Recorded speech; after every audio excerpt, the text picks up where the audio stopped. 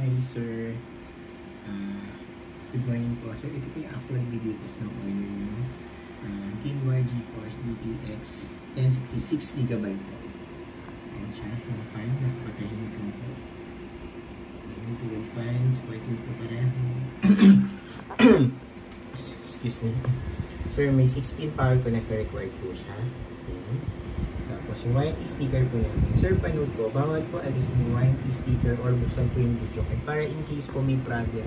Magkaroon po yung problem, yung video card hindi po nag-work, yan, hindi nag-boot. Balik nyo lang po sa amin, papalitan po namin. Basta po, yung warranty sticker intact at hindi po binuksan yung video card, hindi po binuksan yung warranty sticker. Okay? Panood lang po. So, lahat naman po ng store yan, kahit po ano. Yan, may mga warranty sticker po sila. Bawal po po sa talaga yung video card. Okay? Tapos yan po yung serial number. Dito po mamaya. Match po. Yan, SL po yung serial number. Okay. Sir, panood din po. Gamit lang po kayo ng rated at branded na power supply. At least 550 watts pataas po. 1060 na po ito. Malakas po itong video card. Kaya huwag po kayong gagamit ng generic na 700 watts. Tapos may ganito po na rating yung fake po. Kasi may mga fake po eh. Yan. 80 plus bronze rating po yan. Legit po yan. Okay? Yan. If need nyo po, meron kami 1,900 brand new and sealed po. Yan. Murang-mura lang. Tapos, ito na po. Ito, tinitest ko na rin. Yan. Yan sa per mark. Time check po siya. Yan. Yung time running niya. 6 minutes, 28 seconds. Sorry, magalaw. OpenGL errors none. NVIDIA GeForce GTX 1066GB. Reading ng MSI Afterburner software. Tapos yung graphing line na nasa taas. Napaka-smooth and stable lang po. Straight na straight lang siya. Ayan. Ito po yung buong screen. Ayan, wala pong kahit na any issue. Walang random restart or random shutdown. Walang hang and freeze. Wala din pong BSOD at garbage display na lumalabas. Napaka-smooth and stable lang po sir, wala po ay magiging problem kahit use lang siya, pero good na goods pa rin po.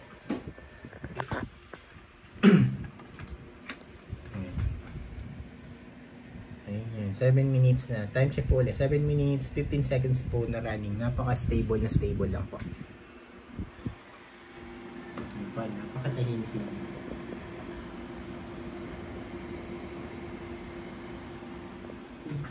Close ko na po itong per mark.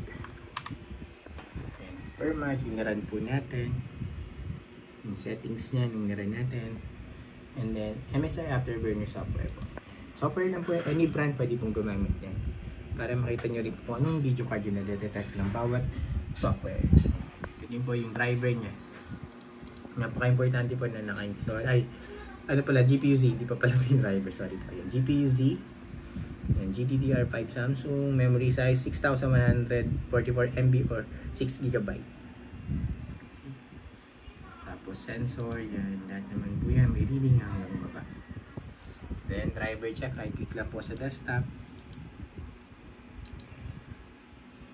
Yan po. Importante po na nakikita nyo na install yung driver. Kasi po pag hindi nag-install yung driver, it's either may problema yung video card o yung PC po, kailangan naka-install yan. Pag hindi po naka-install yung driver, alam niyo na po yun, maglalag po kayo sa gaming. So, importante po na na-install. Kasi minsan may mga video card hindi na-install yung driver. So, maglalag po kayo or either or sira yung video card pag hindi nag-install yung driver. Napaka-importante po yan. Yan. Okay po. Sir Greenrog. Sorry, nabanggit ko pala yung name. Tapos, ano pa?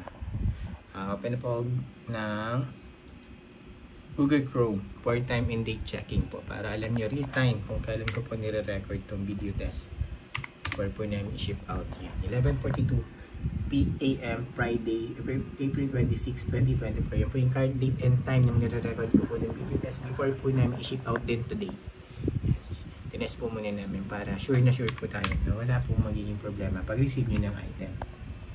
But in case lang po kung meron pa rin, huwag nyo lang po alisin yung mga warranty sticker po natin para mapapalitan po namin agad. Pero pag binuksan po yung video card, void po yun, panood na lang po. Tapos ito yung isa.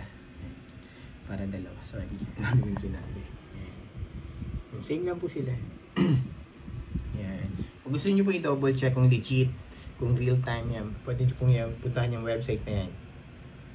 Yan. And then ito po yung isa. Yan. Okay. Yun lang po Sir Dream Road.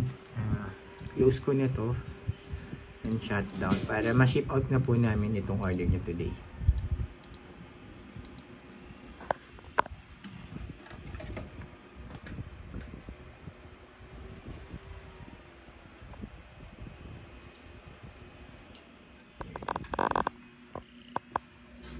Yung pan, buong buo po yan sir. Walang naputol, walang baling pins.